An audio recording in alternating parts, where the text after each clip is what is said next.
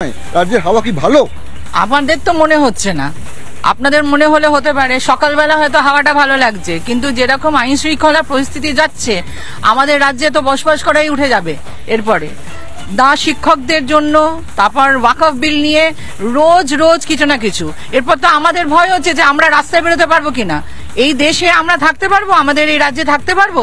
হাওয়া কি করে ভালো থাকতে পারে? আর আমাদের তো অসুবিধা হচ্ছে, পুলিশ মন্ত্রী নিজের এসি ঘরে বসে হাওয়া বুঝতে পারছেন না।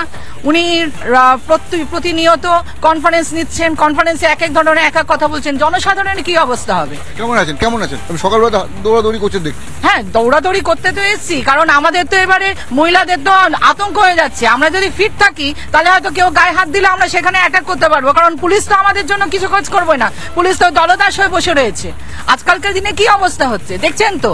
এই যে আমাদের আমতলায় জাঙ্গিপুর পুলিশের প্রপার্টি, সরকারি প্রপার্টি নষ্ট করে দিল, তাদেরকে এফআইআর করা হলো না। কিন্তু ডিআই অফিসে যে বেচারা শিক্ষকরা গেলেন তাদের রুটি রুজির জন্য আবেদন করতে, তাদেরকে লাথি, কিল, পেটে লাথি, পিঠে লাথি সব পড়লো। তাহলে দলদাস পুলিশের হাত থেকে আমরা কি বাঁচতে পারবো? আজকে যদি থানায় যাই, আপনার আমার নামের যদি আমাদের কোনো দরকার পড়ে এফআইআর নেওয়া হয় না, কিন্তু কাদের জন্য এফআইআর নেওয়া হয়? কাদের জন্য এফআইআর নেওয়া হয়? যাদের কোনো নির্দোষ ব্যক্তিদের জন্য।